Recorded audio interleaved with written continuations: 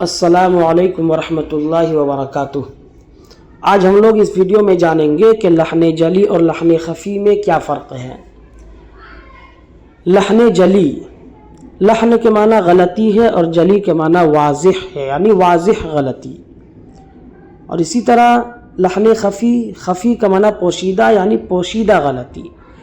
لحن جلی قرآنی آیات میں ہونے والی ایک واضح اور بڑی غلطی ہے جو فوری طور پر سمجھ میں آ جاتی ہے اور معنی بدل سکتی ہے، جس کی وجہ سے یہ حرام سمجھی جاتی ہے، جبکہ لحن خفی حروف کی صفات اور مخارج سے متعلق ایک چھپی ہوئی یا نامحسوس غلطی ہے جو قرأت کے حسن کو کم کرتی ہے اور مکروہ قرار دی جاتی ہے۔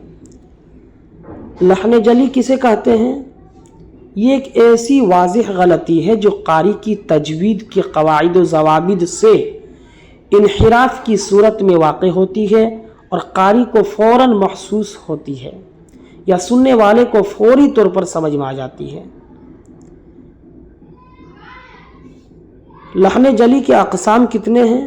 تو لحن جلی حروف کی تبدیلی اور حروف کا کم یا زیادہ ہونا یا حرکات کو بدل کر پڑھنا، ان سب کو لحن جلی کہا جاتا ہے۔ حروف کی تبدیلی جیسے الحمد کو الحمد پڑھنا، اسی طرح حروف کا کم یا زیادہ کر کے پڑھنا، جیسے الحمد کی جگہ الحمدو پڑھ دینا۔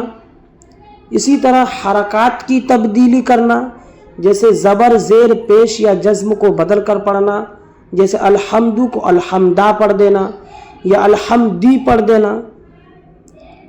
اسی طرح جزم کی جگہ زبر یا زیر یا پیش پڑھ دینا۔